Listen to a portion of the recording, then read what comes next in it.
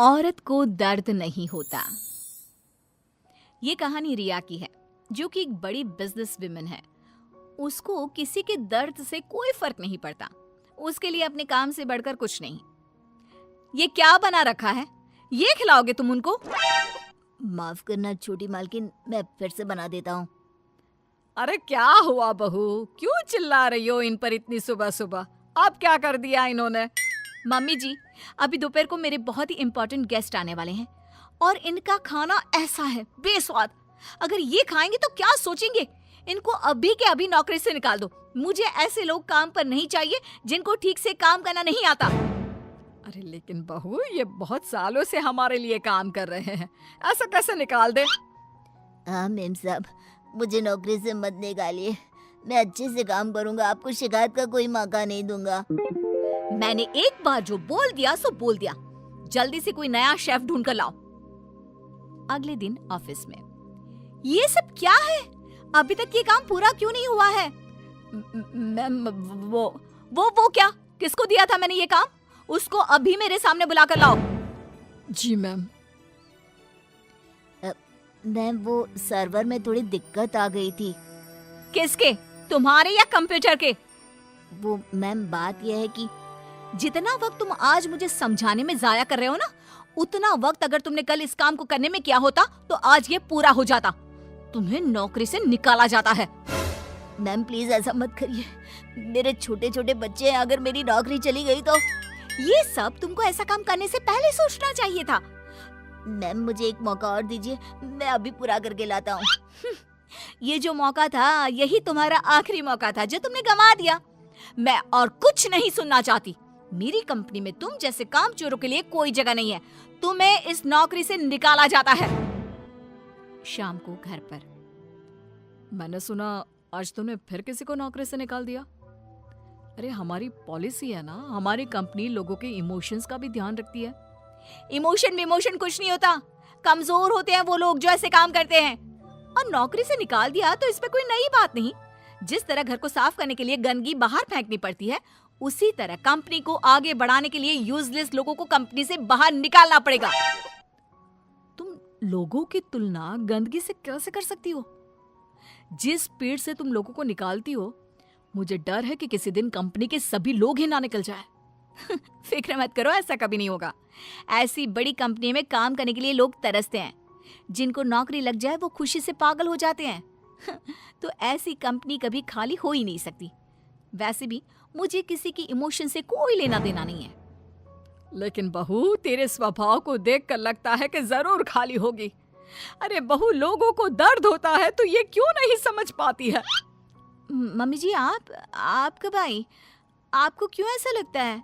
दर्द वर्द कुछ नहीं होता। कम से कम मैंने तो इस दर्द नाम की चिड़िया को कभी फील ही नहीं किया। क्योंकि बहू तो दूसरों की भावनाओं की कदर नहीं करती। दूसरे क्या सोच रहे हैं, क्या कर रहे हैं, वो क्यों नहीं कर पा रहे हैं, किसी की परवाह नहीं करती। ऐसा नहीं होता बहू। तो मम्मी जी, आप कह रही हैं कि मैं दूसरों के पर्सनल कामों के लिए अपना काम रोक दूं और उनसे उनका दुखड़ा सुनूं? हाँ बताओ भाई, क्या हुआ? नो वे। नहीं बेटा, मेरा मतलब ये है कि तू बस एक गलती होने पर लोगों को काम से निकाल देती है। ये भी नहीं सोचती कि अगर उसे काम से निकाल दिया तो उसका घर कैसे चलेगा, वो अपने बच्चों की फीस कैसे भरेगा। मम्मी जी, आपका मतलब है वो कितनी भी गलती करे मैं उनको माफ कर दूं और वापस ले आऊं?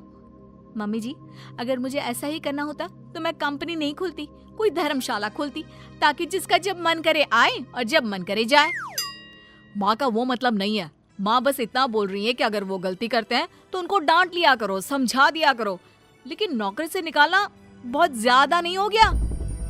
मम्मी जी, आपको भले ही ऐसा लगता हो, लेकिन मैं इतनी बड़ी कंपनी ऐसे ही नहीं चला रही हूँ। ऐसे बहुत देखे मैंने और मैं ये अच्छी तरह जानती हूँ कि ये कैसे सुधरेंगे। इसलिए आप चिंता मत कीजिए और आप प्लीज मेरे कामों में दखल मत दीजिए। मुझे अच्छी तरह पता है कि मैं क्या कर रही हूँ। एक दिन अचानक से रिया की बेटी की तबीयत बहुत खराब हो जाती है और रिया कंपनी की जरूरी मीटिंग छोड़ देती है। बहू, तू यहाँ क्या कर रही है? तेरी तो बहुत जरूरी मीटिंग थी ना? मम्मी जी, आप ऐसे समय में मीटिंग की बात कैसे कर सकती हैं? और मेरी बेटी कहाँ है? क्या हुआ है उसको? डॉक्टर ने क्या कहा? यूं अचानक से बेहोश कैसे हो गई? उसका बीपी लो हो गया था, जिसकी वजह से वो चक्कर खाकर गिर पड़ी और उसको थोड़ा बुखार भी है। अच्छा हुआ, कोई ज्यादा घबराने वाली बात नहीं है, मैं तो डर ही गई थी। और बहू तेरी मीटिंग, उसका क्या हुआ? तुझे तो भारी नुकसान हो गया होगा। होने दीजिए मम्मी जी, मेरे लिए इस वक्त मेरी बेटी से बढ़कर कुछ भी नहीं है। ऐसी मीटिंग्स तो फिर आती रहेंगी। लेकिन बहू, कुछ दिनों पहले तुमने ही कहा था कि किसी के निजी काम के लिए तुम्हारा काम नहीं रुकेगा, तो फिर ये सब क्या है? मम्मी जी, आपको क्या हो गया है? ये किसी का भी निजी काम नहीं है, ये मेरा अपना निजी काम है।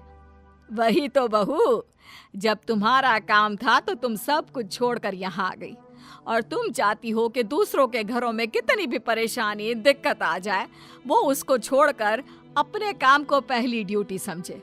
लेकिन वही चीज अगर तुम्हारे साथ हो तो तुम अपनी पहली जिम्मेदारी अपने परिवार की तरफ समझती हो, उसके बाद तुम्हारा काम। ये कैसी नाइंसाफी है? उनके साथ तुम करो तो ठीक और वो करे तो गलत। आप सही कह रही हैं मम्मी जी, मैंने ये बात कभी समझी ही नहीं। अब तो समझ गई ना?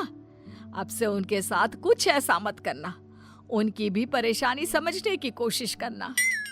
हाँ मम्मी जी, अब मैं सब समझ गई हूँ। मुझे अपनी गलती का एहसास हो गया है। शायद सही कहते हैं लोग, जब तक वही दर्द आप खुद ना झेलो तब तक आप दूसरे के दर्द का अनुमान नहीं लगा सकते।